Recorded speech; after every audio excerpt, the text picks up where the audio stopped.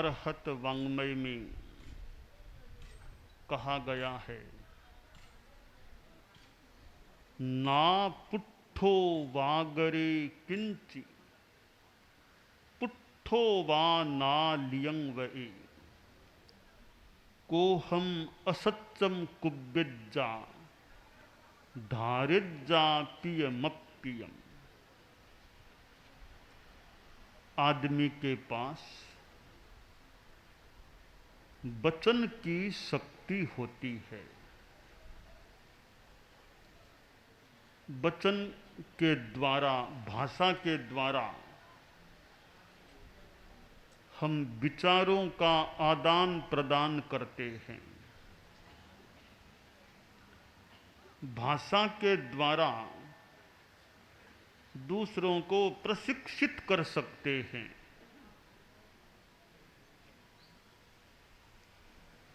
दुनिया में अनेक भाषाएं हैं, कितनी कितनी भाषाएं हैं। अगर इतनी भाषाएं दुनिया में न होती, एक ही भाषा पूरे विश्व की होती, तो कुछ सुविधा हो जाती। चाहे अंग्रेजी हो, चाहे संस्कृत हो, चाहे हिंदी और कोई भी हो, एक ही भाषा पूरे विश्व की भाषा होती तो इतना भाषाओं को सीखने में श्रम और समय नहीं लगाना पड़ता। तमिलनाडु में आए और तमिल भाषा का भी कोई अध्ययन करे। कर्नाटक में जाना तो कन्नड़ की भाषा को पढ़ो। तेलंगाना, आंध्र प्रदेश में जाना तो तेलुगु भाषा को सीखो। राजस्थान में थोड़ा राजस्थानी को समझो, सीखो। फिर उधर मराठी को सीखो, गुजराती को सीखो। और विदेश में जाओ तो उधर की भाषाएं, रशियन भाषा आदि आदि को, कितनी भाषाएं आदमी सीखे। ग्रंथों को पढ़ना है तो संस्कृत के ग्रंथों के लिए अब संस्कृत को पढ़ो, प्राकृत को पढ़ो, उर्दू भाषा, कितनी भाषाएं हैं। ये सारी भाषाएं अलग अलग न होकर एक ही भाषा अगर हो या होती तो सीधा विषय को पढ़ो। अलग अलग भाषाओं को पढ़ने की इतनी अपेक्षा नहीं रहती। परंतु अलग अलग भाषाएं हैं, फिर अनुवाद के माध्यम से, दुभाषीय के माध्यम से कई बार काम चलाना पड़ता है। खैर, यह तो मैंने प्रसंगवश बात कह दी कि पूरी दुनिया की एक ही भाषा हो, सारे ग्रंथ एक ही भाषा में हो या होते तो पढ़ने वालों के लिए, जिज्ञासुओं के लिए संभवतः काफी सुविधा हो जाती। भाषा हमारे पास एक लब्धि है, शक्ति है। भाषा का उपयोग आदमी कैसे करे? शास्त्रकार ने सुंदर कहा, ना पुट्ठो वागरे किंची। बिना पूछे अनावश्यक मत बोलो। कोई पूछे तो बता दो, बिना अपेक्षा नहीं है तो अपने मौन बैठे हो। क्यों वचन वर्गणा के पुद्गलों का उपयोग करते हो? कोई अपेक्षा नहीं, कोई पूछता नहीं, फिर भी आदमी बोलता जा रहा है, बोलता जा रहा है। अनावश्यक वाक वर्गणा के पुद्गलों का व्यय हो जाता है, उपयोग हो जाता है। यानी आदमी मित भाषी बने, मित बोले, ज्यादा नहीं बोले। 10वें आलियम में कहा गया है, मियम अदुत्थम अणुवी भाषे सयान मध्य लह ई प्रशंसनम। जो व्यक्ति मित बोलता है, दोष रहित बोलता है, सोच विचार कर बोलता है, ऐसा बोलने वाला व्यक्ति अच्छे लोगों में प्रशंसा को प्राप्त करता है। ये बड़ा अच्छा आदमी है, समझदार है, कम बोलता है, सारपूर्ण बोलता है, सोचकर बोलता है। निर्दोष भाषा बोलता है। तो भाषा को अच्छा बनाने के लिए, अच्छा रखने के लिए हमें मितभाषी रहना चाहिए। बात को अनावश्यक लंबा दिया जाए और बात में सार कोई हो नहीं तो वे तो अनावश्यक बात को लंबाना, निस्सार बोलना वाणी के विष कहे गए हैं। गरौ गिरह पल्लव नार्थ लाघवे, मितम च सारम च बचो ही वाग्मिता। ज्यादा बोलना और जिसमें अर्थ कम है, सार कम है, ऐसा बोल देना, ये वाणी के विष हैं। परिमित और सारपूर्ण बोलना वाग्मिता के, वाक पाटव के लक्षण हो सकते हैं। तो आदमी को, हम सभी को मित बोलने का अभ्यासी बनना चाहिए, रहना चाहिए। दूसरी बात है मिष्ट भाषिता। आदमी मधुर बोले, कड़वा न बोले। कड़वा बोलना दो तरह से होता है। एक तो किसी का स्वर ही, गला ही कड़वा हो, वह तो मान लें हाथ की बात नहीं, गला तो है वैसा है। पर जो बात कहें वो तो कड़वी न कहें, वो तो मीठी अच्छी बात कहें।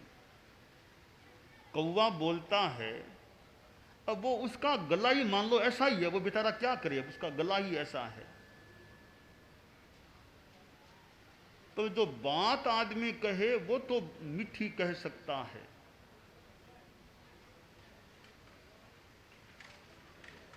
तो मिष्ट भाषिता हो, एक सम्मानपूर्ण भाषा, एक अपमानपूर्ण भाषा।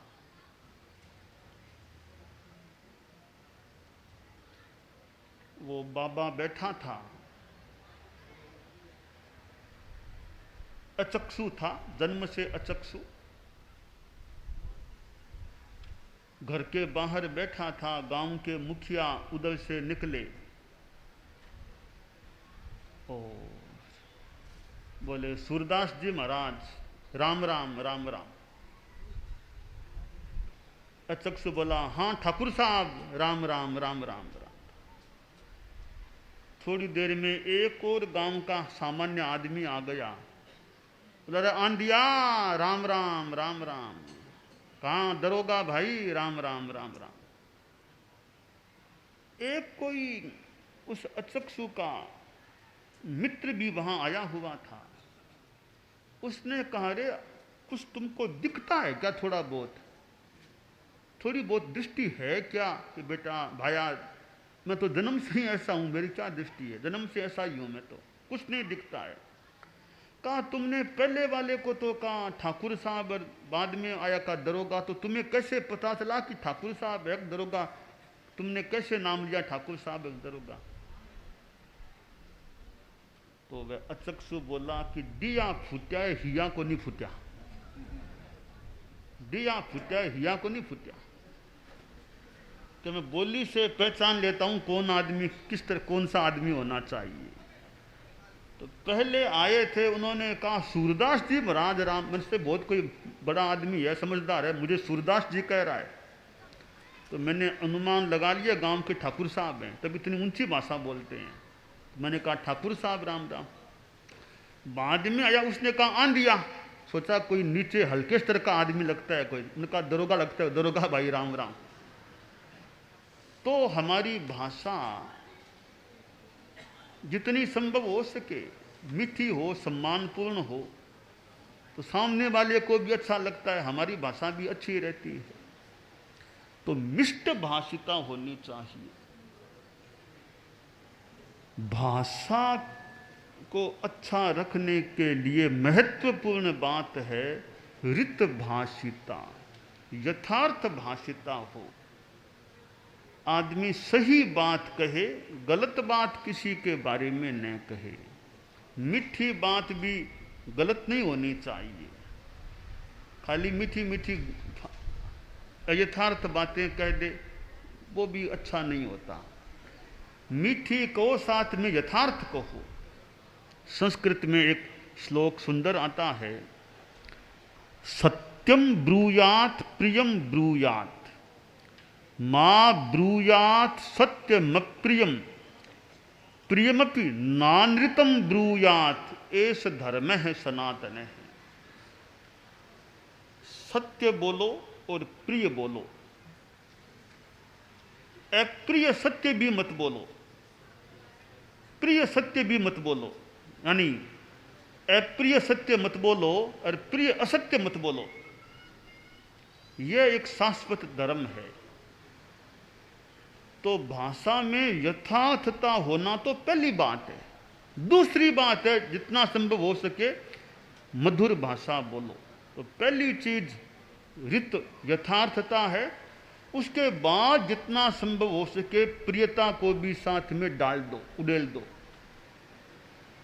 तो रित भाषिता, मित मिष्ट और रित भाषा होती है तो वह भाषा अच्छी बन जाती है।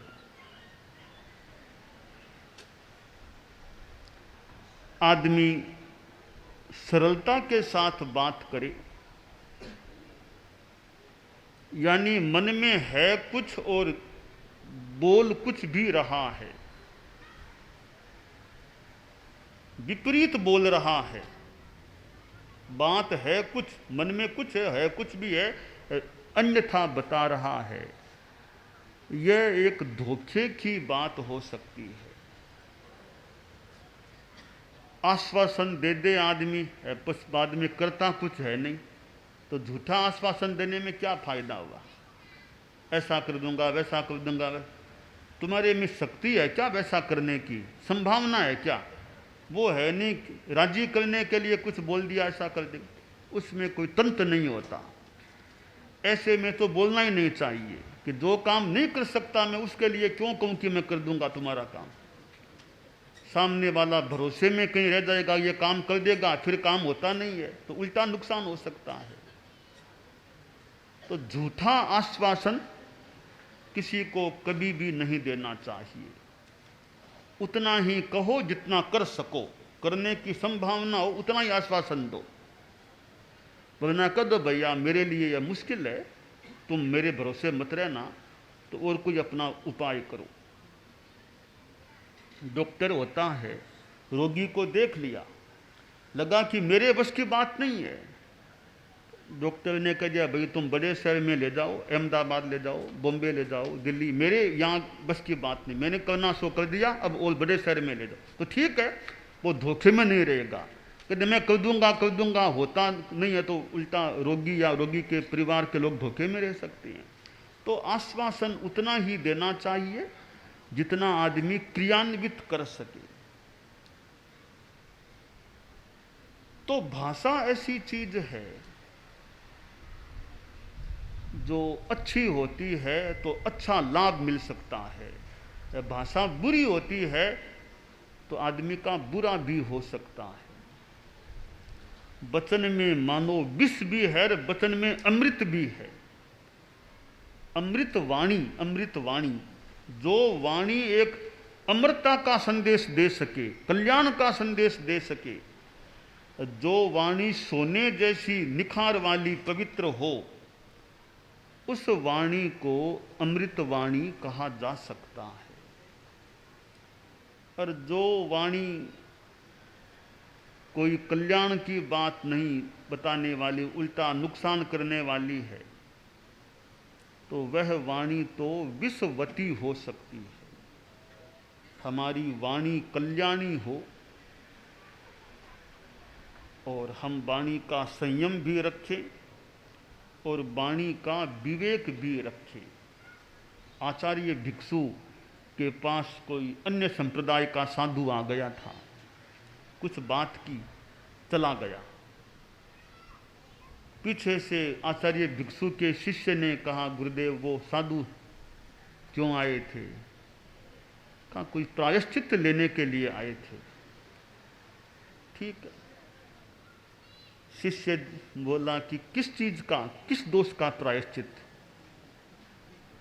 का यह बताना नहीं कल्पता। तो आचार्य भिक्षु ने कहा कि यह बताना नहीं कल्पता, किस बात का प्रायश्चित लिया था? यानी जितना बताना उतना बताना, नहीं बताने की बात नहीं बतानी। तो हमारे में यह भी गंभीरता रहनी चाहिए कि बताने की बात भले बता दें, हर कोई बात नहीं बतानी है। तो वाणी के संदर्भ में अनेक ऐसे सूत्र हैं, हम महापुरुषों के जीवन से भी सीख सकते हैं कि वे, जैसे आचार्य भिक्षु का प्रसंग है, बहुत अच्छी बात है, बिना नहीं बताने की बात, भले मेरा निकट का भी शिष्य है, पर वो उसकी क्या बात है वो मैं क्यों बताऊं? नहीं बताना, नहीं बताना। ये एक शिक्षा लेने की बात है हमारे लिए कि जैसे आचार्य भिक्षु ने अपने एक अच्छे निकट के शिष्य को भी, हेमराज जी स्वामी जैसे शिष्य को भी, कि नहीं बताना, नहीं बताना, तो वो एक अच्छी बात है। हर एक बात हर किसी को ऐसे नहीं बतानी, कि सामने वाला विश्वास के साथ बात बता के गया होगा, उसने विश्वास करके भी मेरी ये गोपनीय बात, वो बात यूं इधर उधर बता दे, तो उसका साथ विश्वास का एक घात भंग हो सकता है। तो आदमी अनेक बातें सुनता है, देखता है, पर बातों को भीतर में डाल लेना चाहिए। वापिस अपेक्षा पड़े तब निकालना, वरना भीतर में पड़ी है। बहुम सुने ई कन्ने हिंग, बहुम अच्छी हिंग पिछई, नय दिठंग स्वयं सब्बम भिक्षु अखाओ मरी है। बहुत कुछ कानों से सुनते हैं, बहुत कुछ आंखों से देखते हैं, सारा सुना हुआ देखा हुआ बताने का नहीं होता है। तो ये भाषा की अनेक बातें हमारे जीवन में आ जाएं, सूत्र आ जाएं, हमारी भाषा अच्छी बन सकती है। तमिलनाडु में हमारा काफ़ी भ्रमण हुआ है, अभी भी हो रहा है। अब तमिलनाडु से विदाई लेने का समय आ रहा है। तो चतुर्मास हो गया, मर्यादा महोत्सव हो गया, अक्षय तृतीया हो गई, दीक्षा समारोह अनेक हो गए तमिलनाडु में, महावीर जयंती हो गई, अनेक प्रसंग तमिलनाडु में हुए हैं। हाँ, वो तुम लोगों ने मना लिया, हमने मना लिया। पट्टोत्सव, सब जन्मोत्सव प्रोग्राम, दीक्षा दिवस अनेक आ गए हैं, हमारे संतों आदि ने मनाए हैं, हम भी साथ ही थे वैसे। तो अब तमिलनाडु से आप लोग हमें मंगल भावना देने की मानो तैयारी में हैं। आपकी मंगल भावनाएं हमारे भीतर में रहे, साथ में रहे, जहाँ जाएं आपकी मंगल भावनाएं हमारे साथ में रहें। और चेन्नई में चतुर्मास हो गया, अच्छा चतुर्मास, कोयम्बतूर में मर्यादा महोत्सव अच्छा हो गया, सब काफ़ी अच्छे व्यवस्थित कार्यक्रम चले। और ठेठ धरती के किनारे तक, लगभग तमिलनाडु में धरती के किनारे तक जाकर के आ गए। और तमिलनाडु में खूब अच्छी धर्म की प्रभावना होती रहे और खूब श्रावक श्राविकाएं लोग अच्छा काम करते रहें, मंगल काम।